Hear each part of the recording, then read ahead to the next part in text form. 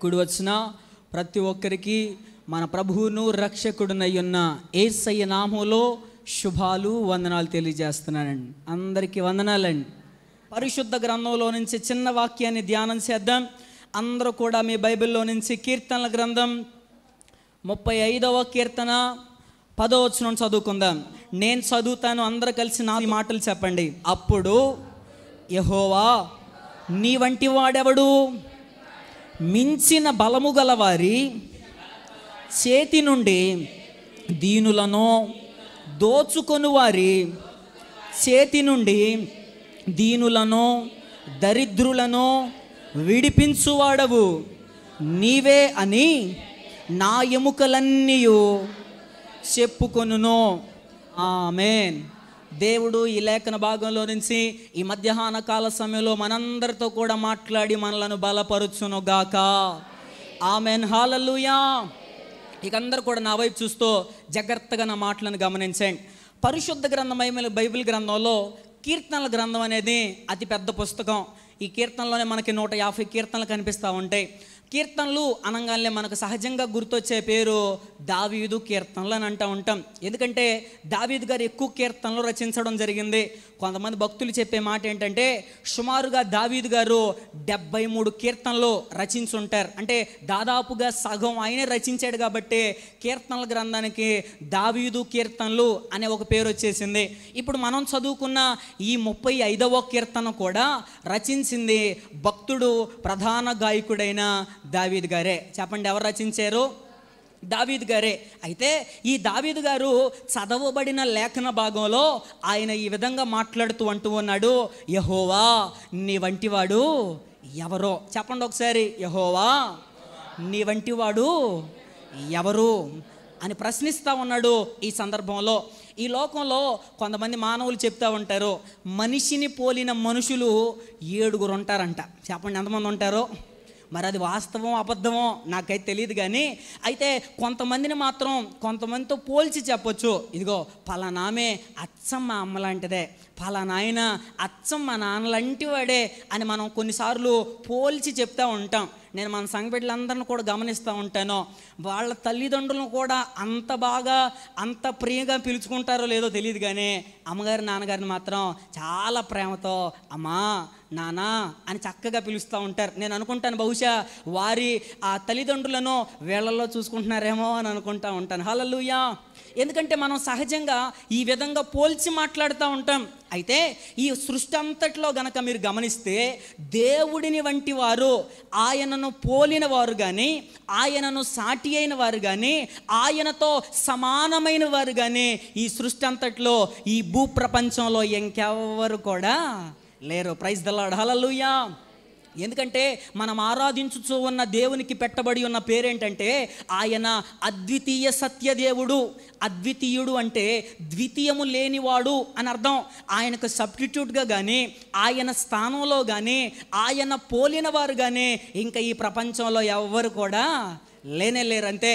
అందుకనే మనం ఆరాధించుచూ ఉన్న దేవుడు అంత గొప్ప దేవుడు అయ్యాడు. ఆ గొప్ప దేవుడు గురించి కీర్తనాకారుడు ఈ సందర్భంలో మాట్లాడుతూ అంటున్నాడు, యెహోవా నీ వంటివాడు ఎవరున్నారయ్యా? మించిన బలము కలిగిన వారి చేతిలో నుండి దీనులను, దోచుకొని వారి చేతిలో నుండి దీనులను, దరిద్రులను నీవే విడిపించువాడని నా ఎముకలన్నీ కూడా చెప్పుచున్నాయి అని మాట్లాడుతూ ఉన్నాడు. జీవిత ప్రయాణంలో మనకందరికీ కూడా చాలా సమస్యలు ఎదురవుతూ ఉంటాయి, చాలా ఇబ్బందులు ఎదురవుతూ ఉంటాయి, చాలా కష్టాలు ఎదురవుతూ ఉంటాయి. అయితే ఆ సమస్యలన్నిట్లో కూడా కొన్ని సమస్యలను దేవుడు మనకిచ్చిన జ్ఞానంతో, దేవుడు మనకిచ్చిన బలంతో, దేవుడు మనకిచ్చిన తెలివితేటలతో కొన్నిటిని పరిష్కరించుకోగలుగుతాం. కానీ కొన్ని శ్రమలు ఉన్నాయే, నీకు ఎదురవుతా ఉన్న కొన్ని ప్రతికూలమైన పరిస్థితులు ఉన్నాయే, అవి నీ శక్తికి మించినవి, అవి నీ బలానికి మించినవి, అవి నీ జ్ఞానానికి మించినవి. మరో కోణంలో చెప్పాలంటే అవి నీ వయసుకు కూడా మించినవే. అప్పుడు అనిపిస్తూ ఉంటుంది, అయ్యో నేను బలమైన బంధకాలలో బంధించబడిపోయాను, ఈ బంధకాల్లోనే నా జీవితం అంతా కొనసాగిపోతూ ఉంది, ఈ బంధకాల్లోనే నా చివరి శ్వాస నేను విడిచిపెట్టాలేమో, బ్రతుకంతా ఈ అప్పులేనేమో, బ్రతుకంతా ఈ రోగాలేనేమో, బ్రతుకంతా ఈ సమస్యలేనేమో, బ్రతుకంతా ఈ బంధకాలలో బంధించబడిపోయి నేను విడిపించబడలేనేమో అనే అనేకమైన ప్రశ్నలు వస్తూ ఉంటాయి. నీకున్న సమస్య నిజమే, నీకున్న శక్తికి మించింది అయి ఉండొచ్చు, నీ బలానికి మించింది అయి ఉండొచ్చు. కొన్నిసార్లు అనిపిస్తూ ఉంటుంది, ఇక ఈ జీవిత ప్రయాణంలో నేను ముందుకి కొనసాగలేను, నా వల్ల కాదయ్యా, నా చేత కాదయ్యా, ఇది నా శక్తికి మించిందయ్యా, ఇది నా బలానికి మించిందయ్యా, నా వల్ల కాదు అని అనుకుంటూ ఉంటూ ఒకవేళ ఈరోజు దేవుని వాక్యాన్ని వింటూ ఉంటే, ఇదిగో తల్లి, ఒక అద్భుతమైన మాట, నీ దేవుడు ఎవరో తెలుసా? దీనులను, దరిద్రులను మించిన బలము కలిగిన వారి చేతిలో నుండి విడిపించేవాడైనా. చప్పలు కొడుతూ బిగ్గరగా స్తోత్రం చెల్లిద్దాం. హల్లెలూయా. మనం నమ్ముకున్న దేవుడు, నేను ప్రకటించుచు ఉన్న దేవుడు, మనమంతా సేవించుచు ఉన్న దేవుడు ఎవరో తెలుసా? ఆయన మించిన బలము కలిగిన వారి చేతిలో నుండి దీనులను, దరిద్రులను విడిపించేవాడు. ఆయన విడిపిస్తాడనే నా ఎముకలన్నీ కూడా సాక్ష్యం చెప్తున్నాయని ఇక్కడ దావీదు గారు మాట్లాడుతూ ఉన్నాడు. దావీదు గారిని అడుగుదాం, ఏమయ్యా దావీదు గారు, ఏంటి నీ ఎముకలన్నీ సాక్ష్యం చెప్తా ఉన్నాయా? ఏమని చెబుతున్నాయి అయ్యా నీ ఎముకల సాక్ష్యం? ఇప్పుడు దావీదు గారు చెప్తాడు, ఇదిగో నా ఎముకలు ఏమని సాక్ష్యం చెప్తున్నాయో తెలుసా? నా బాల్య దినాల నుండే నా శక్తికి మించిన సమస్యలు నాకు ఎదురైనాయి. ఆ సమస్యలన్నీ చూసినప్పుడు ఇక దావీదు అనేవాడు ఈ భూమి మీద ఉండడేమో, దావీదు ఈ భూమి మీద నుండి తుడిచివేయబడతాడేమో, దావీదు యొక్క జీవం ఇక ఈ భూమి మీద కనబడదేమో అని అనుకున్నాను. కానీ అద్భుతం, ఆ నాకు ఎదురైన ప్రతి సమస్యలో ఆ దేవుడే ప్రత్యక్షమయ్యి ప్రతి సమస్య నుండి, ప్రతి ఇబ్బంది నుండి ఆయనే నన్ను విడిపించాడు. ఆయన నన్ను విడిపించాడని నేను చెప్పడం కాదు, నా ఎముకలన్నీ సాక్ష్యం చెప్తా ఉన్నాయి. హల్లెలూయా. చాలా అద్భుతమైన మాట. ఎవరు సాక్ష్యం చెప్తా ఉన్నారు? ఎముకలన్నీ సాక్ష్యం చెప్తా ఉన్నాయి. ఈరోజు ఈ వాక్యాన్ని వింటున్న ప్రియ దేవుని బిడ్డలారా, నీ జీవితంలో నీకు ఎదురైన కష్టాలు, శ్రమలు, ఇబ్బందులు, ప్రతికూలమైన పరిస్థితులు, నష్టాలు, ఒకవేళ ఇవన్నీ కూడా నీ శక్తికి మించినవి కనపడుతున్నాయేమో, నీకున్న ఆర్థిక సమస్యలు నీ ఆదాయానికి మించినవేమో, నీకున్న రోగం డాక్టర్లకున్న జ్ఞానానికి మించిందేమో, అది ఏదైనా సరే నా దేవునికి అసాధ్యమైనది ఏది కూడా కానే కాదు. మనం అనిపిస్తూ ఉంటుంది, అయ్యా నా వల్ల కాదయ్యా, నేనేమి చేయలేను అని అనుకుంటా ఉంటాం. కానీ అలాంటి పరిస్థితుల్లో నుండి కూడా ఆయనే విడిపిస్తాడు. ఇశ్రాయేలీల ప్రజలతో కూడా సేమ్ ఇదే మాట చెప్తాడు. త్వరగా ఒక్కసారి చదవండి. ఇర్మియా గ్రంథం 30వ అధ్యాయం 2వ వచనం. ఇశ్రాయేలు ప్రజలతో కూడా నేను మిమ్మల్ని విడిపిస్తానని దేవుడే స్పష్టంగా మాట్లాడతాడు. ఇర్మియా గ్రంథం 30వ అధ్యాయం 2-3 వచనాలు.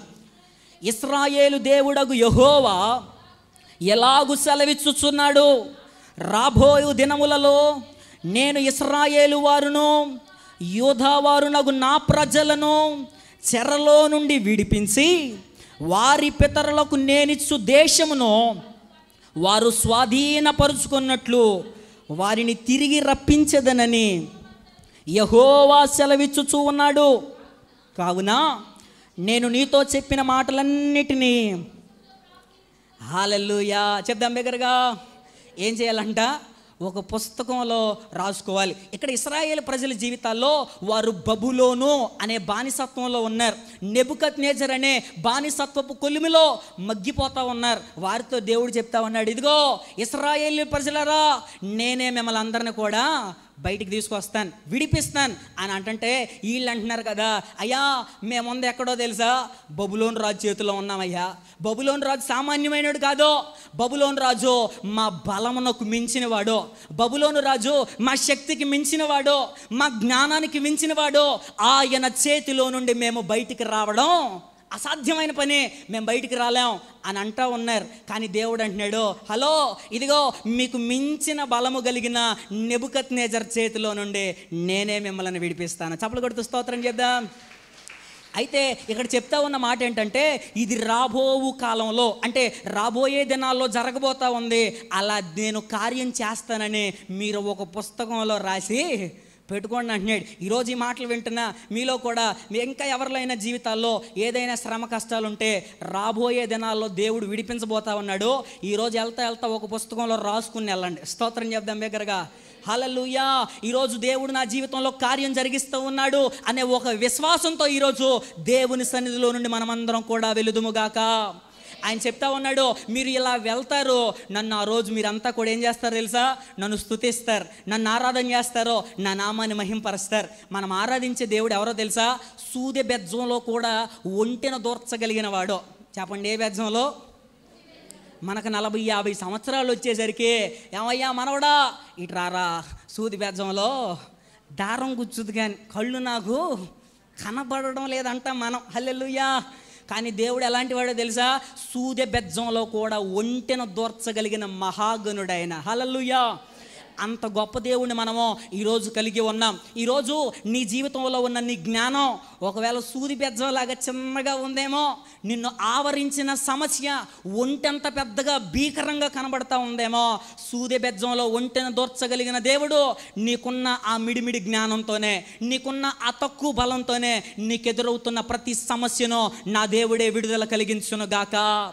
ఆయనే ఒక గొప్ప విజయం నీకు ప్రకటించునుగాక. ఆమేన్. హల్లెలూయా. బైబిల్ గ్రంథంలో యెషయి యొక్క కుమారులందరినీ మీరు గమనిస్తే, దావీదుకు వచ్చినన్ని శ్రమలో ఇంకా ఎవరికి రాలేదు. దావీదు జీవితంలో ఇక నేను చస్తానో బ్రతుకుతానో అన్న పరిస్థితులు, ఇక నా జీవితం, నా బ్రతుకు ఇక చావే అని అనుకునే అన్ని సమస్యలు వచ్చినాయి, అన్ని శ్రమలు వచ్చినాయి. యెషయికి మొత్తం 8 మంది కొడుకులు. చెప్పండి ఎంతమంది? 8వ వాడు దావీదు గారు. ఇప్పుడు మనం గమనిస్తే దావీదుకు ముందున్న 7 సహోదరులో కూడా దావీదుకు వచ్చిన శ్రమలు ఇంకెవరికి రాలేదు. కానీ ఇంకో అద్భుతమైన మాట ఏంటో తెలుసా? దావీదు ఆశీర్వదించబడినంత మిగిలిన 7 కూడా ఆశీర్వదించబడలేదు. హల్లెలూయా. ఎక్కువ శ్రమలు దావీదుకే వచ్చాయి, ఎక్కువ కష్టాలు దావీదుకే వచ్చాయి, ఎక్కువ నిందలు దావీదుకే వచ్చాయి, ఎక్కువగా కన్నీరు కార్చింది దావీదే. అయితే ఎక్కువగా ఆశీర్వదించబడింది కూడా. చెప్పాలి బిగ్గరగా. హల్లెలూయా. దావీదు ఎక్కువగా ఆశీర్వదించబడ్డాడు. ఈరోజు కొంతమంది వారి జీవితాల్లో నాకే ఎందుకు ఇన్ని కష్టాలు వస్తున్నాయి, నాకే ఎందుకు ఇన్ని శ్రమలు వస్తూ ఉన్నాయి, నాకే ఎందుకు ఇన్ని ఇబ్బందులు వస్తూ ఉన్నాయి అని నీకున్న కష్టాలను బట్టి, నీకున్న శ్రమలను చూసి, నీకున్న బాధలను చూసి ఒకవేళ నలిగిపోతూ ఉన్నావేమో, ఒకవేళ కష్టపడుతూ ఉన్నావేమో, ఒకవేళ నీకు ఎదురవుతూ ఉన్న అవమానాలు చూసి అయ్యో నా బ్రతికేంటి ఎలా అయిపోయిందని ఒకవేళ బాధలో కృంగిపోతూ దేవుని సన్నిధికి వచ్చి ఉంటే, నీ నిందకు ప్రతిగా గొప్ప ఘనతను కలుగచే దేవుణ్ణి ఈరోజు కలిగి ఉన్నావు. ధైర్యంగా ఉండు, రాబో దినాల్లో ఆయనే నిన్ను విడిపించబోతా ఉన్నాడు. నమ్మితే గట్టిగా చప్పలు కొడుతూ స్తోత్రం చెప్దాం. హల్లెలూయా. బైబిల్ గ్రంథంలో ఎక్కువ శ్రమలు ఎవరికి వచ్చినాయో వాళ్ళే ఎక్కువగా ఆశీర్వదించబడ్డారు. చెప్పండి ఒకసారి. ఎక్కువ శ్రమలో ఎవరికి వచ్చాయో ఎక్కువగా ఆశీర్వదించబడింది గొప్పోళ్ళైంది కూడా వాళ్ళే. బెస్ట్ ఎగ్జాంపుల్ యోసేపు గారు. చెప్పండి ఎవరో? ఏమంటే యాకోబు గారికి ఉన్న 12 మంది కొడుకుల్లో యోసేపుకి వచ్చిన శ్రమలో 11 మందికి వచ్చినాయా? రాలా. ఎక్కువగా ఆశీర్వదించబడింది కూడా ఎవరో? యోసేపే. గొప్పోడైంది కూడా యోసేపే. రాజ్య అధికారంలోకి వచ్చింది కూడా యోసేపే. కష్టాలు శ్రమలు ఎవరికి ఎక్కువ వస్తాయో బాగా గుర్తుపెట్టుకోండి, రాసుకోండి. అవసరమైతే వాళ్ళ జీవితంలో దేవుడు గొప్ప కార్యాలు చేయబోతా ఉన్నాడు. Praise the Lord. మన జీవితంలో ఈరోజు నేను తండ్రి, కుమార, పరిశుద్ధాత్మ త్రియేక దేవుని నామం పేరట చెప్తా ఉన్నాను. ఈరోజు నువ్వు ఎక్కువ శ్రమలు అనుభవిస్తూ ఉంటే రాబోతున్న దినాలలో నీ శ్రమను తొలగించి, నీ కష్టాల కొలిమిలో నుండి, నీ శ్రమలలో నుండి నా దేవుడే నీకు విడుదల కలిగించునుగాక. హల్లెలూయా. కొన్నిసార్లు మనం బలహీనం అయిపోతూ ఉంటాం, కొన్నిసార్లు మన పరిస్థితులను చూసి తట్టుకోలేక కృంగిపోతూ ఉంటాం. బలహీన సమయంలో కూడా ఆయన బలపరిచేవాడు. అందుకని భక్తులు పాట రాశారు కదా, బలహీన సమయములో నీ బలము బలహీన సమయములో నీ బలము ప్రసాదించు. మరొకసారి కలిసి పాడదాం. బలహీన సమయములో నీ బలము ప్రసాదించుము, జీవనదిని నా హృదయములో. చప్పలు కొడుతూ బిగ్గరగా కలిసి పాడదాం. జీవనదిని నా హృదయ చేయుమయా, ఎండి నా ఎముకలన్నీయు తిరిగి జీవింపచేయుమయా.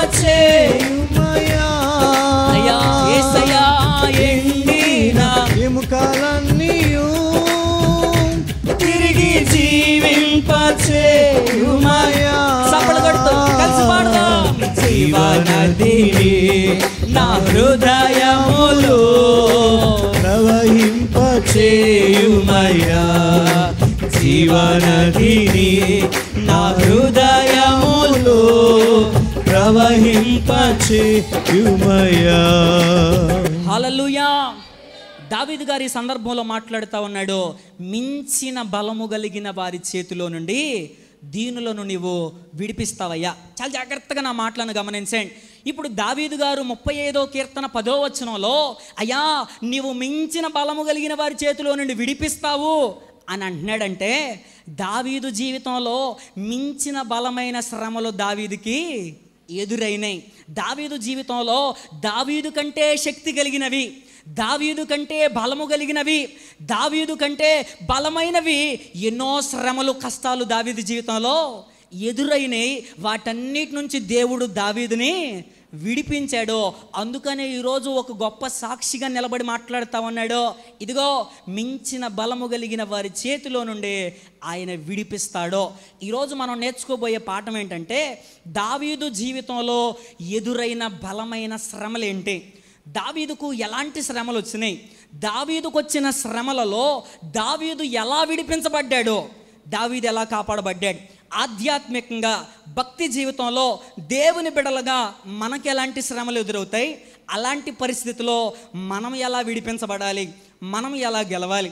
కొన్ని విషయాలు దావీదు జీవితంలో నుండే దావీదుకు ఎదురైన బలమైన శ్రమలేంటో ఒక్క 4 శ్రమలు చెప్పేసి నా మాటలు ముగిస్తాను. త్వరగా చూద్దాం. చూడండి, సమూయేలు మొదటి గ్రంథం 17వ అధ్యాయం. అందరూ కూడా మీ బైబిల్ తెరిచి చూడండి. సమూయేలు మొదటి గ్రంథం 17వ అధ్యాయము 34వ వచనం. అందుకు దావీదు సౌలుతో ఇట్లనెను, మీ దాసుడనైన నేను నా తండ్రి యొక్క గొర్రెలను కాయిచుండగా సింహమును ఎలుకబంటియును వచ్చి మందలో నుండి ఒక గొర్రె పిల్లను ఎత్తుకొని పోవచ్చుండగా నేను దానిని తరిమి చంపి దాని నోట నుండి ఆ గొర్రెను విడిపించి తిని, అది నా మీదకి రాగా దాని గడ్డము పట్టుకొని దానిని కొట్టి చంపి తిని, మీ దాసుడనైన నేను ఆ సింహమును ఎలుకబంటిని చంపి తినే, జీవము గల దేవుని సైన్యములను తిరస్కరించిన ఈ సున్నతి లేని ఫిలిష్తీయుడు వాటిలో ఒక దాని వలె అగుననియు. ఇక ఇక్కడి నుంచి చాలా జాగ్రత్తగా గమనించండి. సింహము యొక్క బలము నుండి, ఎలుకబంటి యొక్క బలము నుండి నన్ను రక్షించిన యెహోవా. చాలమ్మా, హల్లెలూయా. దావీదు జీవితంలో ఎదురైన బలమైన శ్రమలలో మొట్టమొదటిది ఏంటో తెలుసా? సింహము. చెప్పండి, ఏంటది? సింహం. దావీదు అది బాల్య వయసు. ఆ రోజుల్లో దాదాపుగా సుమారుగా 14-15 సంవత్సరాలు ఉంటాయి దావీదుకి. ఆ వయసులో దావీదు మీదకి ఒక సింహం వచ్చేసింది. సింహం వాస్తవానికి దావీదుని మొక్కలు చేసేయాలి. కానీ అద్భుతం, అదే సింహం, ఏ సింహం అయితే దావీదుని మొక్కలు చేయాలో అదే సింహాన్ని దావీదు గారు మొక్కలు చేసేసాడు, అంతే. హల్లెలూయా. మిమ్మల్ని అందరిని అడుగుతాను, దావీదు బలమైనోడా, సింహం బలమైందా? సింహమే బలమైంది. బలమైన సింహాన్ని కూడా దావీదు ఏం చేశాడో? ఓడించేశాడు, చంపేశాడు. వీళ్ళందరూ అంటారు, అయ్యా దావీదే ఏముంది, సంసోను కూడా సింహాన్ని చంపేశాడు కదా, సంసోను కూడా సింహాన్ని చీల్చేశాడు కదా అని అంటారు. మిమ్మల్ని అందరూ నేను అడుగుతాను, సంసోను సింహాన్ని చీల్చేసింది చిన్నపిల్లడప్పుడా? కాదు. బాలుడప్పుడా? కాదు. అప్పటికే ఒక పరాక్రమం కలిగిన బలాఢ్యుడు. కానీ దావీదు ఏ వయసులో చంపాడో? చిన్న వయసులో, బాలుడుగా ఉన్నప్పుడు దావీదు సింహాన్ని చంపేశాడు. అంటే దావీదు కన్నా బలమైన సింహం చేతిలో నుండి దేవుడు దావీదుని విడిపించాడు, రక్షించాడు. అందుకనే దావీదు గారు అంటున్నాడు, అయ్యా మించిన బలము కలిగిన సింహం చేతిలో నుండి దీనుడైన దావీదును దేవుడు రక్షించాడు, విడిపించాడు. హల్లెలూయా. సింహం గురించి ఆధ్యాత్మిక కోణంలో ఆత్మీయంగా ఒక విషయం చెప్తాను, జాగ్రత్తగా వినండి. మీరు అన్నట్టుగానే సింహాన్ని సంసోను కూడా ఏం చేశాడో? చీల్చేశాడు. ఆ సంసోను సింహాన్ని చీల్చిన తర్వాత ఫిలిష్తీయుల దగ్గరికి వెళ్ళి ఒక పొడుపు కథ వేస్తాడు, ఒక విప్పుడు కథ. చదువుదామా? న్యాయాధిపతుల గ్రంథం దీన్ని ఒకసారి చదివితే బాగుంటుంది. న్యాయాధిపతుల గ్రంథం 14వ అధ్యాయంలో ఉంటుంది అన్నమాట. న్యాయాధిపతులు 14:14. కాగా అతడు బలమైన దానిలో నుండి తీపి వచ్చును, తిను దానిలో నుండి తిండి వచ్చెను. చాలమ్మా, ఈ పొడుపుగా దేసి దీనికి సమాధానం చెప్పండి. 7 రోజుల్లో గనక సమాధానం చెబితే మీకు అందరికి మంచి మంచి బహుమతులు నేను ఇస్తాను అని అన్నాడు. అయితే మొత్తానికి మనోళ్ళు తెలుసుకోవాలని ఎన్నో ప్రయత్నాలు చేశారో, ఎంతగానో ఆలోచిస్తూ ఉన్నారో, చించుతున్నారు, కాగితాలు చినిగిపోతున్నాయి కానీ సమాధానం రావట్లే. హల్లెలూయా. ఇక చివరికి సంసోను భార్యనే బలవంతం చేసి సమాధానాన్ని తెలుసుకుంటారు. ఇప్పుడు వచ్చి సమాధానం చెప్తారు. అదే న్యాయాధిపతుల గ్రంథం 14వ అధ్యాయం 18వ వచనంలో ఉంది చూడండి సమాధానం. 7వ దినమున సూర్యుడు అస్తమింపక మునుపు ఆ ఊరి వారు తేనె కంటే తీపి అయిందేది, సింహం కంటే బలమైందేది. సమాధానం చెప్పేశారు. స్తోత్రం చెప్పండి దగ్గరగా. ఏంటంట? తేనె కంటే తీపి అయిందేది, సింహం కంటే బలమైందేది. ఇప్పుడు జంతువులన్నిట్లో కూడా బలమైన జంతువు ఏది చెప్పాలి? కొంచెం దగ్గరగా చెప్పాలి. ఏది? సింహం బలమైంది కదా. చెప్తాను, జాగ్రత్తగా గమనించండి. సింహం బలమైంది అన్నారు కదా. ఇప్పుడు మీరే సమాధానం చెప్తారు. సింహాన్ని ఎవరు చీల్చేశారు? సంసోను. మనం సంసోన్ దగ్గర ఉన్నాం, దావీదు గారి దగ్గర నుంచి ముందుకు వచ్చాం. ఇప్పుడు సంసోన్ సింహాన్ని చీల్చేశాడు. 14వ అధ్యాయంలో సంసోను సింపుల్గా సింహాన్ని చీల్చేశాడు. కానీ అదే సంసోను 16వ అధ్యాయంలో ఒక స్త్రీ చేతిలో సింపుల్గా ఓడిపోయాడు. స్తోత్రం చెప్పండి దగ్గరగా. ఇప్పుడు చెప్పండి, సింహం కంటే బలమైంది ఏది? అర్థమైంది అనుకుంటున్నాను. మరలా చెప్తాను వినండి. ఇప్పుడు 14వ అధ్యాయంలో సంసోను గారు సింహాన్ని సింపుల్గా ఓడించేశాడో, అదే సంసోను 16వ అధ్యాయంలోకి వచ్చేసరికి ఒక స్త్రీ చేతిలో సింపుల్గా ఓడిపోయాడు. ఇప్పుడు సింహం కంటే బలమైంది ఏది? ఇక్కడ బలమైంది ఏంటో తెలుసా? సింహము కంటే బలమైనది మానవునిలో ఉన్న పాపము అనే వ్యసనం. చెప్పండి, ఏంటది? పాపము అనే వ్యసనం. ఈ రోజుల్లో ప్రతి మానవుని జీవితంలో పాపము అనే వ్యసనం ఆవరించేసి ఉంది. సంసోను సింహాన్ని ఒక రాయబడి ఉంటుంది 14వ అధ్యాయంలో, ఒక మేక పిల్లను చీల్చేశాడో. కానీ స్త్రీ దగ్గరకు వచ్చేసరికి సంసోను ఓడిపోయాడో, విఫలమయ్యాడో. ఈరోజు ఈ వాక్యాన్ని వింటున్న ప్రియ దేవుని బిడ్డలారా, లోకంలో బ్రతుకుతూ ఉన్న చాలామంది జీవితాల్లో ఎన్నో రకాలైన వ్యసనాలకు బానిసలైపోయారు. ఎన్నో రకాలైన వ్యసనాలకు అలవాటైపోయారు. ఈ లోకంలో చాలా వాటిని జయించగలుగుతూ ఉన్నారు, చాలా వాటిని ఓడించగలుగుతూ ఉన్నారు. కానీ వ్యసనాల దగ్గరికి వచ్చేసరికి ఓడిపోతా ఉన్నారు. ఆ వ్యసనం గురించే దావీదు గారు మాట్లాడుతూ అంటాడు, అయ్యా వ్యసనము వలన నా ప్రాణము నీరైపోయింది అని అంటాడు. చెప్పండి, ఏమైపోయింది? నిజమే, వ్యసనం వలన చాలామంది భవిష్యత్తులు నీరైపోతూ ఉన్నాయి. వ్యసనం వలన చాలామంది కుటుంబాలు పతనం అయిపోతూ ఉన్నాయి. ఈ లోకంలో ఎన్నో వ్యసనాలు ఉన్నాయి. కొంతమందికి త్రాగుడు అనే వ్యసనం, కొంతమందికి పేకాట అనే వ్యసనం, కొంతమందికి సిగరెట్లు అనే వ్యసనం, కొంతమందికి సినిమాలు సీరియళ్ళు అనే వ్యసనం, కొంతమందికి ఎక్కడ మాటలు అక్కడ మాటలు ఎక్కడ చెప్పి అదొక వ్యసనం. ఇంకొంతమందికి ఇప్పుడు ఫేమస్ అయిపోయిన వ్యసనం ఏంటో తెలుసా? Cell phone. స్తోత్రం చెప్పండి గట్టిగా. హల్లెలూయా. ఎవరి చేతిలో చూసినా సెల్ ఫోనే. అటు అటు గందరగోళం చేసేస్తున్న పరిస్థితిలో సెల్ ఫోన్లో మనం చూస్తూ ఉన్నాం. సెల్ ఫోన్ ఈనాటి కాలంలో ఒక పెద్ద వ్యసనం అయిపోయింది. ఈ భూలోకంలో ఉన్న ప్రతి మానవుడు కూడా ఏదో ఒక వ్యసనానికి బానిస అయిపోయాడో. చాలా జాగ్రత్తగా నా మాటలు గమనించండి. వ్యసనం అనేది చాలా భయంకరమైనది, చాలా ప్రమాదకరమైనది. ఒక విషయం చెప్తాను, చాలా జాగ్రత్తగా గమనించండి. వ్యసనము ప్రాణాలను సహితం కూడా తీసేస్తుంది. చెప్పండి, ఏం చేస్తుంది? బెస్ట్ ఎగ్జాంపుల్ సంసోను వ్యసనమే సంసోను ప్రాణాన్ని తీసేసింది. దావీదు జీవితంలో కూడా చెప్తాను. దావీదు గారు కూడా 14-15 సంవత్సరాల్లో సింహాన్ని చీల్చాడన్నది వాస్తవమే. కానీ 54-55 సంవత్సరాల ముసలోడు వయసులో బెత్షెబా అనే విషయంలో పడిపోయాడు. పప్పులో కాలేసేసాడు. అక్కడ దారి తొలగిపోయాడో, దేవుని నుండి వేరైపోయాడో.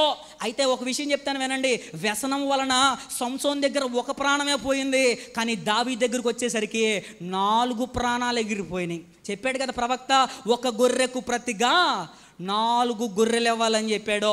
ఆయన చేసిన ఒక్క తప్పుకి 4 ప్రాణాలు కూలిపోయారు.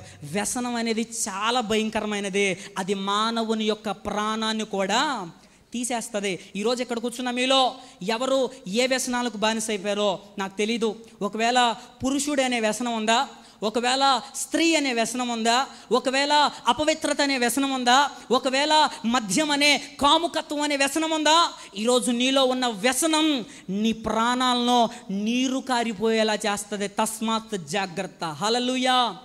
వ్యసనం వలన ప్రాణం నీరైపోద్ది. వ్యసనం మానవుని జీవితానికి ప్రమాదమైంది. బైబిల్ గ్రంథంలో కొత్త నిబంధనలో ఒక మంచి భక్తుడు ఉన్నాడు. ఆయన అంటే మనందరికీ కూడా ఇష్టమే. అబ్బా, ఆయన చేసిన పరిచర్య ఇంకెవరు కూడా చేయలేదని చెబుతాం. ఎవరైనా అపోస్తుడైన పౌలు గారు మంచి భక్తిపరుడే, మంచి భక్తుడు. అయినా సరే ఆయన జీవితంలో కూడా ఆయన కూడా మాట్లాడుతూ అంటాడు, అయ్యా మేలైనది చేయాలని ఉంది, మేలైనది చేయడం నాకు చాలా ఆశగా ఉంది, కీడు చేయకూడదని ఉంది, కానీ నా జీవితంలో జరుగుతుంది ఏంటో తెలుసా, చేయాలనుకున్న మేలు నేను చేయలేకపోతా ఉన్నాను, చేయకూడదనుకున్న కీడే నేను చేసేస్తున్నానయ్యా. నా హృదయంలో ఒక పోరాటం, చెడు చేయకూడదని ఉంది కానీ చెడే చేస్తూ ఉన్నాను, మంచి చేయాలి అని ఉంది కానీ మంచి మాత్రం చేయలేకపోతున్నాను. కారణం ఏంటంటే నా హృదయంలో ఒక పోరాటం ఉంది. ఈరోజు ఇక్కడ కూర్చున్న మీ అందరిలో కూడా ప్రతి ఒక్కరిలో, మరొకసారి చెప్తా ఉన్నాను, ఎక్కడ కూర్చున్న ప్రతి ఒక్కరిలో ఒక పోరాటం ఖచ్చితంగా ఉంది. స్తోత్రం చెప్పండి గట్టిగా. కొంతమందికి బాగా ప్రార్థన చేయాలని ఉంది, బాగా దేవుని సందులో గడపాలని ఉంది, కానీ ప్రార్థన మాత్రం చేయలేకపోతా ఉన్నారు. కొంతమందికి చదువు వచ్చిన వాళ్ళకి బైబిల్ బాగా చదవాలని ఉంది, కానీ బైబిల్ మాత్రం చదవలేకపోతా ఉన్నారు. కొంతమంది ఇలా అనుకుంటా ఉంటారు, ఇదిగో ఈ రోజు నుంచి నేను ఎక్కువగా టీవీ చూడకూడదు, సినిమాలు సీరియల్లో చూడకూడదు, సెల్ ఫోన్ ఎక్కువగా వాడకూడదు, సమయాన్ని వ్యర్థమో చేయకూడదు, నేను అక్కడ ఇక్కడ ముచ్చట్లో పెట్టకూడదు, సోది కబుర్లు నేను చెప్పకూడదు అనుకుంటారు, కానీ అయ్యే చేసేస్తూ ఉంటారు అంతే. స్తోత్రం చెప్పండి గట్టిగా. హల్లెలూయా. ఇట్టి పరిస్థితిని చూసి ఈ అపోస్తుడైన పౌలు గారే అయ్యో అంటూ గగ్గోలుమంటూ కేకలేస్తూ, అయ్యో నేనెంతో దౌర్భాగ్యుణ్ణయ్యా, ఇట్టి మరణము నుండి ఏలుబడి చేస్తా ఉన్న ఈ శరీరం నుండి ఎవరు నన్ను విడిపించగలడో అని ఒక ప్రశ్న వేస్తాడు. ఒకసారి ఆ మాట చదువుదాం, చూడండి, చాలా అద్భుతంగా ఉంటుంది. పౌలు గారు చెప్తూ ఉన్న మాటలో శ్రేష్టమైన మాట, రోమీయులకు రాసిన పత్రిక 7వ అధ్యాయం.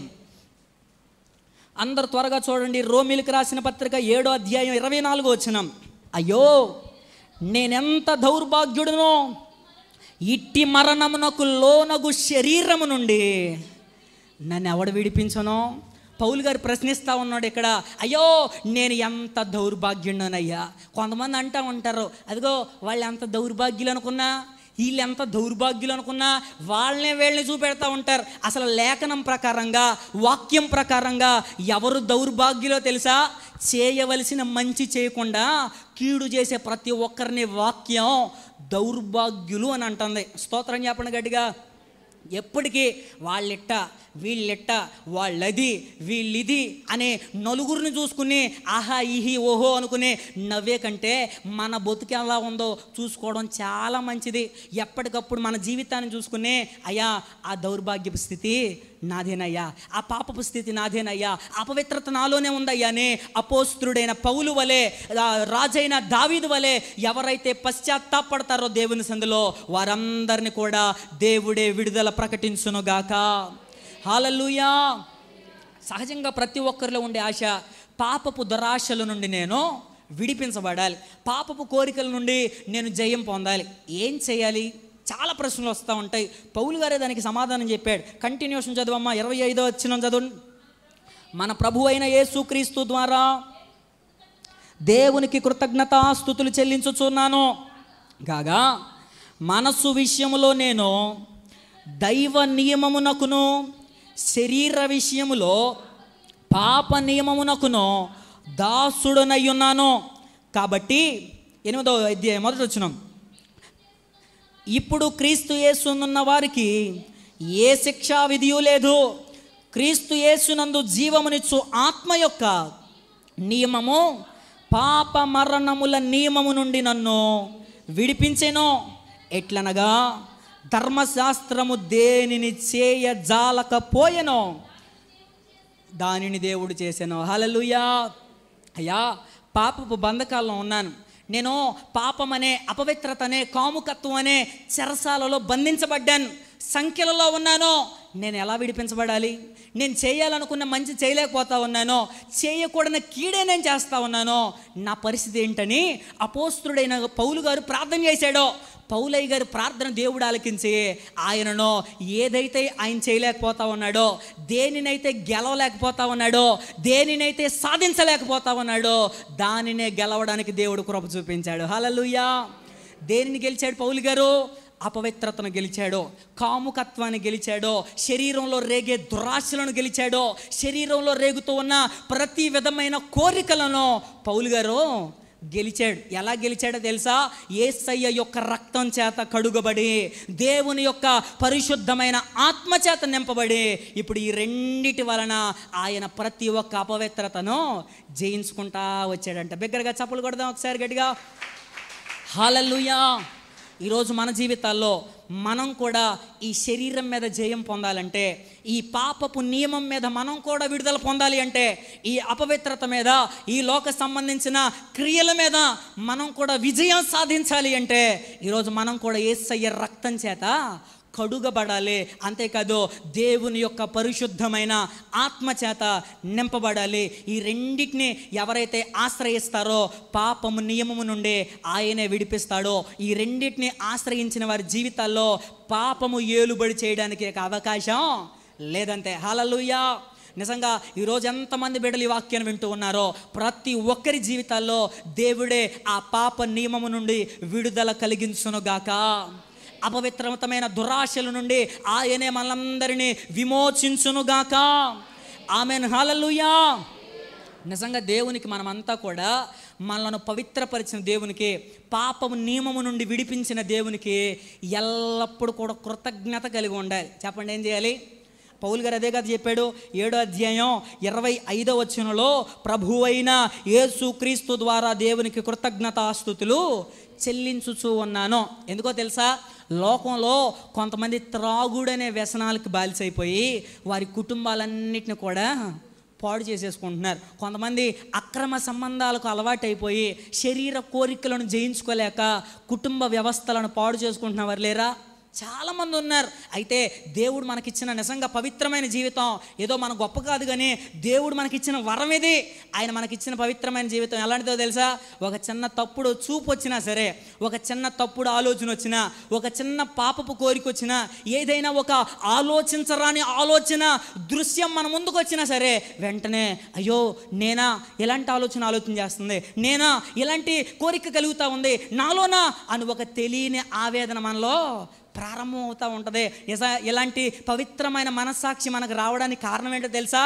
ఆ దేవుడు మనలను ఆయన రక్తం చేత కడిగాడు కాబట్టే, ఆయన పరిశుద్ధమైన ఆత్మ చేత మనలను నింపాడు కాబట్టే ఈరోజు మనం కూడా విడిపించబడ్డాం. మీలో ఇంకా ఎవరికైనా అసలు ఇంకా అలాంటి ఆలోచనలు వస్తూ ఉన్నప్పుడు కానీ, తప్పుడు కోరికలు వస్తూ ఉన్నప్పుడు కానీ, కనీసం చిన్న చలనం కూడా నీలో రావట్లేదు అంటే, నీవు యేసయ్య రక్తం చేత కడుగుబడలా, దేవుని యొక్క పరిశుద్ధాత్మ చేత నింపబడలేదు అని అర్థం. స్తోత్రం చెప్పండి బిగ్గరగా. ఈరోజు ఎవరైతే ఆయన రక్తం చేత కడుగుబడి, ఆయన ఆత్మ చేత నింపబడి దేవుని సన్నిధిలో, అయ్యా నేను కూడా ఈ పాపపు కోరికల నుండి, ఈ వ్యసనాల నుండి నేను కూడా విడుదల పొందుకోవాలనుకుంటున్నాను, నేను కూడా స్వతంత్రురాలుగా మార్చబడాలని ఆశ కలిగి ఉందయ్యానే ఎవరైతే దేవుని సన్నిధిలో పశ్చాత్తాపడతారో వాళ్ళందరినీ దేవుడే విడుదల కలిగించునుగాక, వారిని విడిపించునుగాక. ఆమేన్. హల్లెలూయా. దావీదు గారి ఎముకలు సాక్ష్యం చెప్తా ఉన్నాయి, మించిన బలము కలిగిన వారి చేతిలో నుండి విడిపిస్తావని. ఈరోజు మనందరి ఎముకలు సాక్ష్యం చెప్పాలి. ఏమన్నా తెలుసా?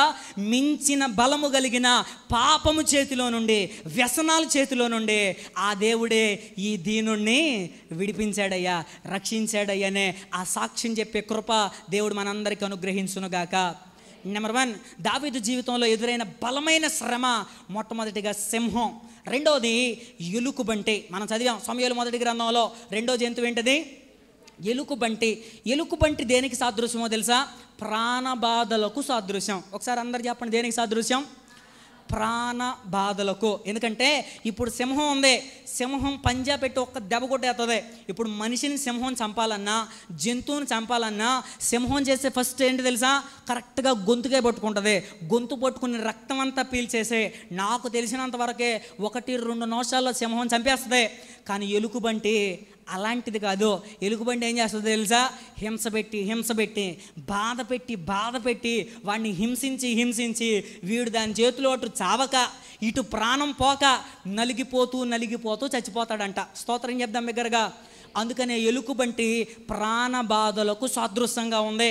ఏంటి మానవుని జీవితంలో ఆవరించిన ప్రాణబాధలు అంటే, మానవుని జీవితంలో ఉన్న ప్రాణబాధలు ఒకవైపు ఆర్థిక సమస్యలు, ఇంకోవైపు అనారోగ్యం, ఇంకోవైపు అసమాధానం. నేను చెప్తాను నిజంగా, ఏ కుటుంబంలో అసమాధానం ఉంటుందో వాళ్ళు ఇంకా నరకంలో కాదు, భూమి మీదే నరకాన్ని అనుభవించేస్తారంతే. హల్లెలూయా, నిజమా కాదా? అసమాధానం అంత ప్రమాదకరమైంది. 4వదిగా నిందలో. 4 ఉన్నాయి మానవునికి ఎదురయ్యే ప్రాణబాధలో. 1 అనారోగ్యం, 2 ఆర్థిక సమస్యలు, 3 అసమాధానం, 4వదిగా నిందలు లేదా అవమానాలు. ఇవి మానవుని జీవితంలో ఉన్న ప్రాణబాధలు. ఈ ప్రాణబాధల గురించే దావీదు గారు కీర్తనలో ఓ చక్కని మాట రాస్తాడు. ఒకసారి చదువుదాం చూడండి. కీర్తనల గ్రంథం 31వ కీర్తన 7వ వచనం. నీవు నా బాధను దృష్టించి ఉన్నావు, నా ప్రాణ బాధలను నీవు కనిపెట్టి ఉన్నావు, కావున నీ కృపను బట్టి నేను ఆనందభరితుడనై సంతోషించుదును. చప్పలు కొడుతూ ఒకసారి గట్టిగా స్తోత్రం చెప్దాం. హల్లెలూయా. ఇక్కడ రాయబడి ఉన్న మాట ఏంటంటే, అయ్యా నా ప్రాణ బాధలన్నిటిని కూడా నీవు కనిపెట్టి ఉన్నావు అని మాట్లాడుతూ ఉన్నాడు. నిజంగా ఇక్కడ కూర్చున్న మనందరి జీవితాల్లో చాలా బాధలు ఉన్నాయి, చాలా కష్టాలు ఉన్నాయి, చాలా సమస్యలు ఉన్నాయి. కొన్నిసార్లు మన బాధ మన పక్కన ఉన్న మన భర్తకు కూడా అర్థం కాదు. కొన్నిసార్లు మన బాధ మన పక్కనే ఉండే భార్యకు అర్థం కాదు. కొన్నిసార్లు మనకున్న బాధ మన బిడ్డలకు అర్థం కాదు, మన స్నేహితులకు అర్థం కాదు. అలాంటి భయంకరమైన బాధలు గుండా మనము వెళ్తూ ఉంటాం కొన్నిసార్లు. అయితే అలాంటి వెళ్తూ ఉన్న సమయంలో కూడా ఇలా నలుగురితో ఎక్కడైనా చక్కగా ఉన్నప్పుడు నవ్వుతూ ఉంటామా, బాధపడుతూ ఉంటామా? నవ్వుతూనే ఉంటాం. లోపల గుండెలో ఎంత బాధ ఉన్నా సరే పైకి మాత్రం చాలా సంతోషంగా కనపడుతూ ఉంటాం. కొన్నిసార్లు ఎవరైనా అమ్మా ఎలా ఉన్నారు, అయ్యా ఎలా ఉన్నారు, బాగున్నారంటే, అయ్యా దేవుని కృప బాగున్నామయ్యా, బాగోకపోయినా సరే బాగున్నామనే చెప్తాం. ఈరోజు మాట చెప్తాను, చాలా జాగ్రత్తగా గమనించండి. ఒకవేళ నీ హృదయంలో ఉన్న బాధ నీ కుటుంబ సభ్యులకు ఒకవేళ అర్థం కావడం లేదేమో, నీ హృదయంలో ఉన్న వేదన నీ చుట్టుపక్కల ఉన్న వాళ్ళు అర్థం చేసుకోలేకపోతా ఉన్నారేమో, ఒకవేళ నువ్వు కూడా ఎవ్వరికి చెప్పుకోలేక నీలో నువ్వే కుమిలిపోతూ నలిగిపోతా ఉన్నావేమో, నీవు ఆరాధించుచూ ఉన్న దేవుడు, నేను ప్రకటించుచూ ఉన్న దేవుడు ఎవరో తెలుసా? నీ ప్రాణ బాధలన్నిటినీ ఆయన కనిపెట్టి ఉన్నాడు. హల్లెలూయా. కేవలం కనిపెట్టి చూడడమే కాదు, కేవలం చూసి విడిచిపెట్టేసి వెళ్ళిపోయడమే కాదు, ఆయన నీకున్న ప్రతి ప్రాణ బాధల నుండి ఆయనే విడుదల కలిగించునుగాక. ఆమేన్. హల్లెలూయా. బైబిల్ గ్రంథంలో హిజ్కియా అనే ఒక రాజు ఉన్నాడు, మనందరికీ తెలుసు. ఆయన జీవితంలో కూడా ఒక బలమైన ప్రాణ బాధ వచ్చింది. ఏంటది? క్యాన్సర్ అనే పుండు వచ్చింది వీపు మీద.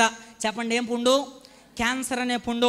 క్యాన్సర్ గురించి చెప్పే మాటలు ఏంటంటే, ఈ రోజుల్లో కూడా దానికి సరైన వైద్యం అనేది లేదు. అలాంటి పరిస్థితి, అది చాలా భయంకరమైన స్థితి. కొంతమంది సావుకులు ఈ విధంగా చెప్తా ఉంటారు. చాలా జాగ్రత్తగా నా వైపు చూస్తే మాటలు గమనించండి. హిజ్కియా గారి క్యాన్సర్ పుండ్లోనంట మనం ఒకవేళ చేయబడితే, బాగా వినాలి, ఎంత లోతు వరకు వెళ్ళిపోద్దంట మన చెయ్య. చెప్పండి, ఎంత లోతు? ఎంత లోతు లోపలికి వెళ్ళిపోద్దంట. అంటే అంతేకాదు, ఆయన ఆ పుండులో మన చిటికి నీళ్ళంతా పురుగులు, పెద్ద పెద్ద పురుగులు ఉన్నాయంట. ఈ పురుగులన్నీ కూడా ఆయన మాంసాన్ని రోజుకి కొంచెం తినేస్తూ ఉన్నాయి. చాలా భయంకరమైన బాధ, తట్టుకోలేనంత అది బలహీనమైన సమస్య. ఎవరో చెప్పారు, అయ్యా ఇలా ఉంటే నీ శరీరం అంతా కూడా తినేస్తాయి. ఏదో ఒక జంతువుని చంపేసి ఒక 2-3 కిలోలు మాంసం ఎత్తుకొచ్చేసి ఆ పుండు మీద కనుక పెట్టావంటే ఇక నీ శరీరం తినడం మానేసి ఇక ఆ మాంసం తినడం ప్రారంభిస్తాయి అని చెప్పారంట. ఇక ఆయన రోజు 2-3 కిలోల మాంసం కొడుకొని తీసుకొచ్చి ఆ పుండు మీద పెడతా ఉంటే ఇక అప్పుడు ఆ హిజ్కియా గారు రాజు యొక్క శరీరంలో ఉన్న మాంసాన్ని తినకోకుండా ఇప్పుడు ఈ మాంసం తినడం ప్రారంభించిందంట. నిజంగా మనకు వెంటంటేనే అది ఒక గగ్గోలమంటూ అనిపించిన భయంకరంగా విషయం కనిపిస్తూ ఉంది. నిజంగా హిజ్కియా కూడా చాలా బాధపడ్డాడు. హిజ్కియా అనుకుని ఉంటాడు, ఇక నేను చచ్చిపోతానేమో, నా పని అయిపోద్ది, నా బ్రతుకు అయిపోద్ది అనుకున్నాడు. విచిత్రమైన విషయం ఏంటంటే అదే టయానికి యెషయా వచ్చి అదే మాట చెప్పాడు. ఇదిగో హిజ్కియా, నీ ఇల్లంతటిని చక్కబెట్టేసుకో, నీ పని అయిపోయింది, నీకు ఇక ఆ టికెట్ దొరికేసింది, ఇక వెళ్ళిపోవాలి చెప్పాడంతే. ఇక ఏడవడం ప్రారంభించాడు, మోకరించి ప్రార్థన చేయడం ప్రారంభించాడు. అయ్యా ఒక్కసారి కృపతో జ్ఞాపకం చేసుకో అయ్యా. చిన్న ప్రార్థన, ఏడుస్తూ కన్నీళ్లు కారుస్తూ ప్రార్థన చేశాడంటే అసలు అద్భుతం. అదే ప్రార్థన ఆ విషయాన్ని చెప్పిన యెషయా గారే కనీసం ఆయన ఇంటికి కూడా వెళ్ళలేదంట. దారిలో ఉండగానే దేవుడు చెప్పాడు, మరలా తిరిగి వచ్చేసి చెప్తా ఉన్నాడు, హిజ్కియా నీవు కన్నీళ్లు విడుచుట దేవుడు చూశాడయ్యా, నీ ప్రాణ బాధలనైనా తొలగించాడు, ఇదిగో నిన్ను స్వస్థపరుస్తా ఉన్నాడు, నిన్ను బాగు చేయబోతా ఉన్నాడు, నీకు 15 సంవత్సరాల ఆయుష్ పొడిగించబోతా ఉన్నాడు. చెప్దాం దగ్గరగా హల్లెలూయా. హిజ్కియా జీవితంలో ఎదురైన ప్రాణ బాధల నుండి దేవుడు విడిపించాడా, వదిలేశాడా? విడిపించాడు. ఈరోజు నీ జీవితంలో కూడా నీకున్న రోగం పెద్దదిగా కనపడుతుందేమో, నీకున్న బలహీనత, నీకున్న సమస్య ఒకవేళ అది ఒక భయంకరమైన కొండలా కనపడుతుందేమో, నేను ప్రకటించచ్చు ఉన్న దేవుడు ఎవరో తెలుసా? నీకున్న ప్రతి ప్రాణబాధ నుండి, అది ఒకవేళ ఆర్థిక సమస్య అయినా, అది ఒకవేళ అనారోగ్యమైనా, అది అసమాధానమైనా, అది నిందలైనా, అవమానాలైనా, ప్రతి దాని నుండి కూడా దేవుడే విడిపించునుగాక. మన జీవితంలో బాధలు, కష్టాలు, శ్రమలు సహజంగా వస్తూ ఉంటాయి. చాలా జాగ్రత్తగా వినాలి. శ్రమలో ఏదో నిన్ను శ్రమ పెట్టాలని కాదు, శ్రమ నిన్ను శ్రేష్టమైన వాడిగా మార్చడానికే. నమ్మితే ఆమెన్ చెప్పబట్టిగా హల్లెలూయా. దేనికి శ్రమ? మనను శ్రేష్టమైన వాడిగా మార్చడానికే. శ్రమ మన మేలు కొరకే, శ్రమ మన ఆశీర్వాదం కొరకే. ఒక మాట చెప్తాను, బాగా వినండి. శ్రమ నేర్పించినన్ని ఆధ్యాత్మిక పాఠాలు ఇంకేది కూడా మనకి నేర్పించదు. ఏమండి, డబ్బులు ఉన్నప్పుడు డబ్బులు విలువ తెలుస్తుందా? తెలీదు. డబ్బులు పోయిన తర్వాత డబ్బు విలువేంటో తెలుస్తుంది. మన జీవితంలో కూడా శ్రమ వచ్చినప్పుడు, మనకు కష్టం ఎదురైనప్పుడు శ్రమ విలువ, కష్టం విలువ, ప్రాముఖ్యంగా దేవుని విలువ అప్పుడు తెలుస్తుంది మనకే. దేవుడు కొన్నిసార్లు ఆయనే అనుమతిస్తూ ఉంటాడు కొన్ని శ్రమలో. నిన్నేదో బాధ పెట్టేయాలి, గాయపరచాలని కాదు, నిన్ను ఇంకా సరైన మార్గంలోకి నడిపించడానికే, నిన్ను ఒక శుద్ధ సువర్ణంగా మార్చడానికే. హల్లెలూయా. ఇలా చెప్పుకుంటూ వెళ్తే సమయం అయిపోతూ ఉంది. మొట్టమొదటిగా సింహం గురించి విన్నాం. సింహము మానవునిలో ఉన్న వ్యసనాలకు సాదృశ్యం అని చెప్పాను. రెండవది ఎలుకబంటి. ఎలుకబంటి దేనికి సాదృశ్యం? ప్రాణబాధలకు సాదృశ్యం. ఇక మూడవదిగా చెప్తాను, జాగ్రత్తగా గమనించండి. మూడవదిగా దావీదు జీవితంలో ఎదురైన బలమైన శ్రమ. చెప్పాలి ఎవరో? గొలియాతు. చెప్పండి ఎవరో?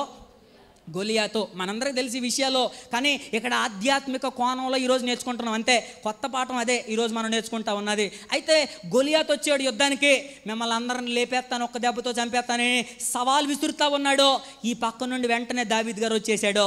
దావీద్ అంటున్నాడు కదా, అయ్యా యుద్ధానికి నేను వెళ్ళిపోతాను, నేను వెళ్ళి వాడిని, నా ఫిలిస్తీన్ని ఇదిగో ఒక్క దెబ్బతో వాడిని ఓడించేస్తాను, చంపేస్తాను అంటున్నాడు. సౌలు రాజు గారు అంటున్నాడు, నాయనా దావీదా నువ్వు చిన్నడు రా, నీకు బలం సరిపోదో, నీ శక్తి సరిపోదో.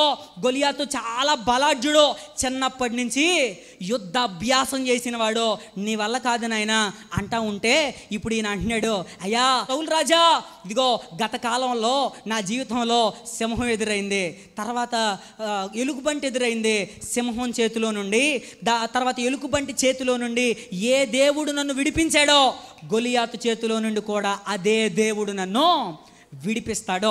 దావీదు చేస్తున్న పని ఏంటంటే ఇక్కడ గతంలో వచ్చిన శ్రమను జ్ఞాపకం చేసుకుని ఆ శ్రమలో విడిపించిన దేవుడు ఈ శ్రమలో కూడా నన్ను విడిపిస్తాడు అనే ఒక నిరీక్షణతో ముందుకెళ్తా ఉన్నాడు. గొలియాతు భయానికి సాదృశ్యం. చెప్పండి దేనికి సాదృశ్యం? భయానికి సాదృశ్యం. గొలియాతు చాలా భయపెట్టేశాడు. ఈరోజు మన జీవితాల్లో మనకు ఎదురవుతున్న సమస్యలు కూడా అవి చాలా శక్తికి మించినవి అయి ఉండొచ్చు. కొన్నిసార్లు నీ శ్రమలు నిన్ను భయపెట్టేసే ఉండొచ్చు. ఒక మాట చెప్తాను, అందరూ కూడా నా వైపు చూస్తాం వినండి. ఏమండి మనకేమన్నా బాధలు ఏమన్నా కొత్త? చెప్పండి ఒకసారి. మన బాధలేమి కొత్త ఏం కాదు కదా. మనం పుట్టిన దగ్గర నుండి చచ్చిపోయే వరకు ఈ జీవితంలో అనేకమైన బాధలు వస్తూనే ఉంటాయి, కష్టాలు వస్తూనే ఉంటాయి, శ్రమలు వస్తూనే ఉంటాయి. ప్రతి దాని నుంచి కూడా దేవుడు విడిపిస్తాడు. ఒక మాట చెప్తాను, ఏ రోజైనా ఏ సమయంలోనైనా నీ జీవితంలో బాధ వచ్చినప్పుడు, నీ జీవితంలో కష్టం వచ్చినప్పుడు నీ దేవుడు ఎప్పుడైనా నిన్ను విడిచిపెట్టేశాడా? ఎప్పుడైనా నిన్ను అనాథగా వదిలేసి వెళ్ళిపోయాడా? ఇంకా పచ్చి తెలుగులో చెప్తాను, నీ సావు నువ్వు సావురా, నీకు నాకు ఏ సంబంధం లేదు ఎప్పుడైనా అన్నాడా? లేదు. ప్రతిసారి కూడా అవి నీ శక్తికి మించినవైనా, నీ బలానికి మించినవైనా నీ దేవుడు నిన్ను విడిపిస్తూనే వస్తూ ఉన్నాడు కదా. ఈరోజు శ్రమ వచ్చిందని ఎందుకు కృంగిపోతా ఉన్నా? చిన్న కష్టం రాగానే, చిన్న ఏదో ప్రతికూలమైన పరిస్థితి రాగానే అసలు దేవుడు ఉన్నాడా? దేవుడు చూస్తూ ఉన్నాడా? కొన్నిసార్లు మనం అనే మాట, దేవుడు నన్ను మర్చిపోయాడండి అంటున్నావా? ఈరోజు నుంచి అనొద్దు. నీకు ఎదురవుతున్న ప్రతి సమస్యలో ఆయన నీతోనే ఉన్నాడు. ప్రతి సమస్యలో ఆయన విడుదల కలిగించగలిగిన గొప్ప దేవుడు. నీలో ఉండాల్సింది ఏంటో తెలుసా? గతంలో ఎన్నో ఎదురైన నా జీవితంలో ప్రతి దాని నుంచి విడిపించిన దేవుడు ఇప్పుడు నాకు ఎదురైన సమస్య నుండి కూడా ఆయనే విడిపిస్తాడనే ఒక విశ్వాసం, నిరీక్షణ మనందరిలో కూడా కలుగునుగాక. గొలియాతు నిజంగా భయానికి సాదృశ్యం అని చెప్పాను కదా. ఇశ్రాయేలు ప్రజలను చాలా భయపెట్టేశాడు. అసలు యుద్ధం చేయకముందే గొలియాతు యుద్ధ భూమిలోకి వచ్చి నుంచున్నాడంటే సౌలు రాజు గారు ఇశ్రాయేలు ప్రజలందరూ కూడా భయపడిపోయారు. ఒకసారి ఆ వచనం చదివితే బాగుంటుంది, చూడండి. సమూయేలు మొదటి గ్రంథం 17వ అధ్యాయం 11వ వచనం. సౌలును ఇశ్రాయేలీలందరూ ఆ ఫిలిస్తీన్ల మాటలు విని చెప్పలేమైపోయారంట, బహుభీతిల్లిరి. ఒకసారి అదే అధ్యాయం 24వ వచనం. ఇశ్రాయేలీలందరూ ఆ మనుష్యుని చూచి మిక్కిలి భయపడిరి. ఇశ్రాయేలీల ప్రజలందరూ, సౌలు రాజు గారు, వీళ్ళంతా అసలు ఆయన చూస్తేనే భయపడిపోయారంట. వాడి ఇంతకీ కనీసం ఒక కత్తెత్తలా యుద్ధం చేయలే, ఏం చేయలే.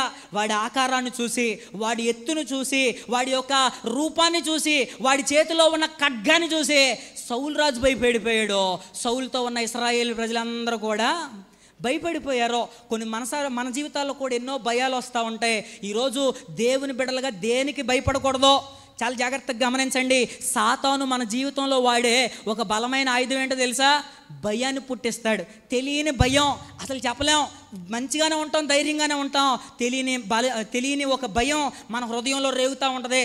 ప్రతిదాన్ని చూసి కొన్నిసార్లు భయపడిపోతూ ఉంటాం. భయం అనే బతుకంతా భయం అయిపోతూ ఉంటుంది. హల్లెలూయా. ఈరోజు దేవుని బిడ్డలుగా భయపడడానికి వీల్లేదో, ధైర్యంగా ఉండాలి. మనం చెప్పండి, ఎలా ఉండాలి? పాట అయితే అద్భుతంగా పాడేస్తాం, నీవు నా తోడు ఉన్నావయ్యా, నాకు భయమేలా నా యేసయ్యా. మరి భయం ఎందుకు వస్తుంది నీకు? పాట అయితే పాడుతున్నావు కానీ భయపడిపోతా ఉన్నావంటే పాటకు తగిన జీవితం లేదని అర్థం. చాలా జాగ్రత్తగా గమనించండి. కొన్నిసార్లు ఎలా భయపడిపోతాం తెలుసా?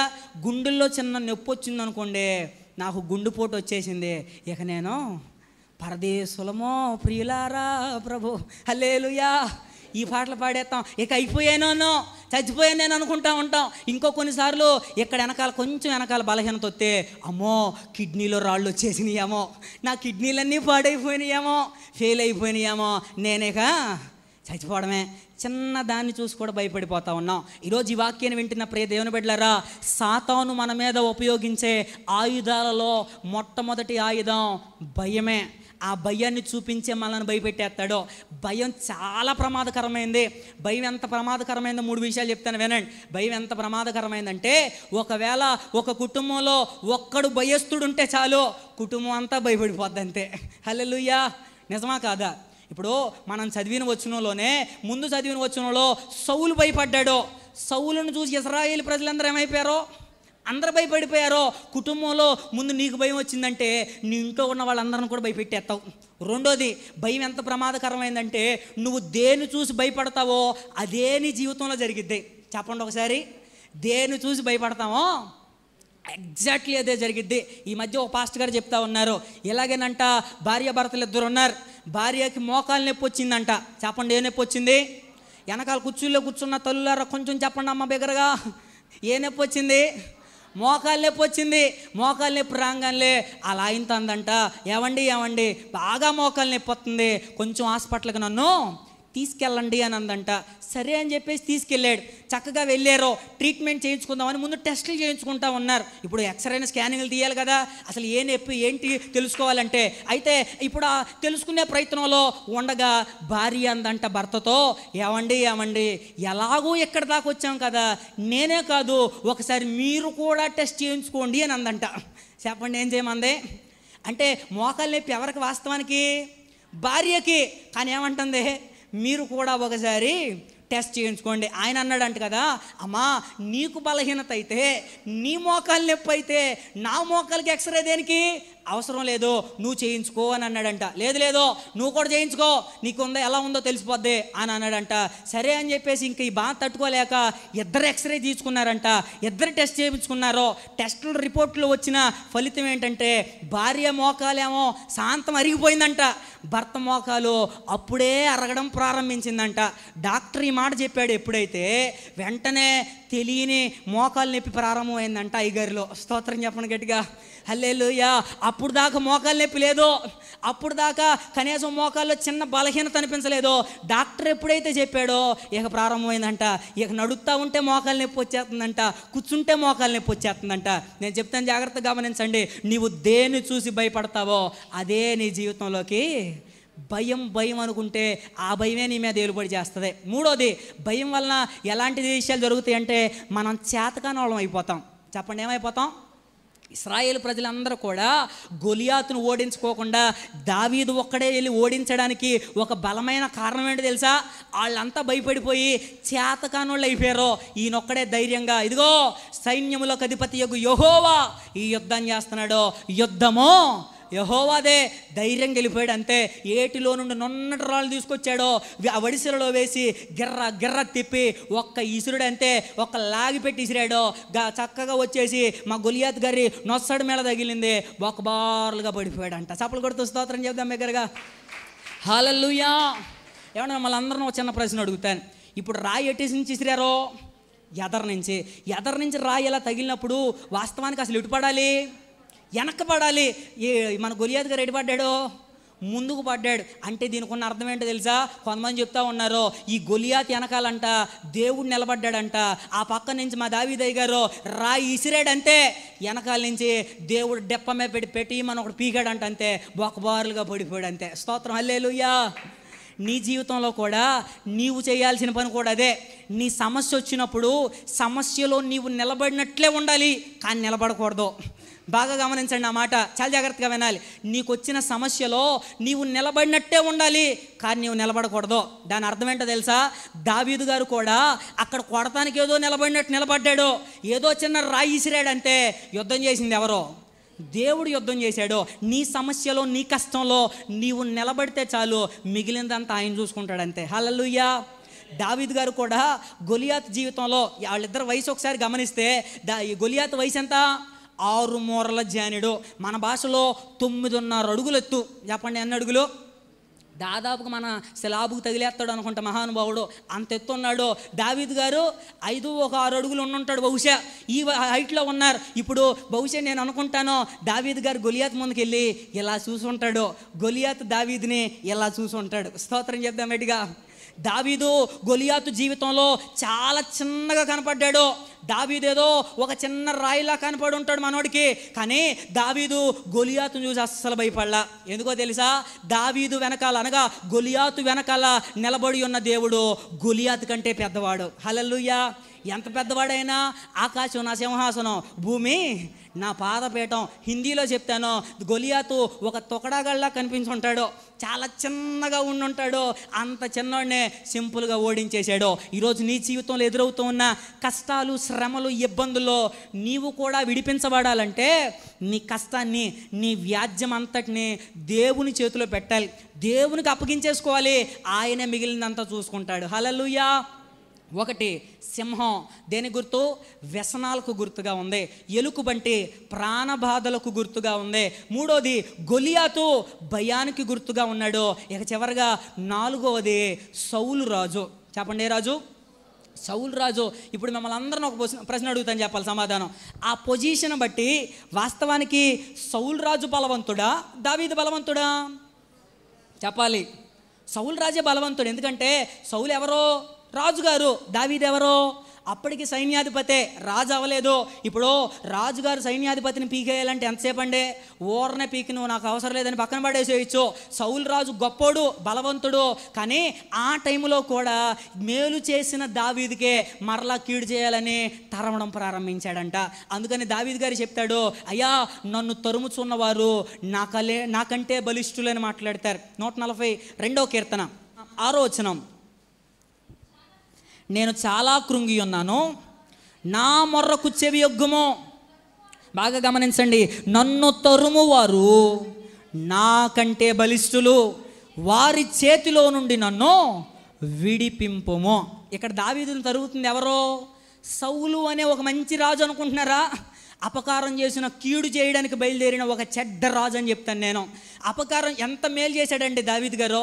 వాస్తవానికి ఆ గొలియాతు వచ్చిన సమయంలో దావీదే గనక నిలబడకపోతే ఆ రోజే సౌలు చచ్చిపోయేవాడే. ఆ రోజే సౌలు గారి కుటుంబం అంతా ఫిలిస్తీన్ల చేతిలో వారి ప్రాణాలు పోగొట్టుకునేవాళ్ళు. ప్రాణానికి కూడా తెగించేసి దావీదు సౌలు కుటుంబాన్ని కాపాడితే, సౌలు కుటుంబానికి మేలు చేస్తే, సౌలు కుటుంబానికి ఉపకారం చేస్తే, ఉపకారం చేసిన, మేలు చేసిన దావీదుకే వ్యతిరేకంగా లేచి కీడు చేయడానికి బయలుదేరాడంట. కొంతమంది భక్తులు చెబుతారో దాదాపుగా 21 సార్లు హత్య ప్రయత్నం చేశాడంట దావీదును చంపాలని. సౌలు గారు ఎంత మహానుభావుడు చూసారా?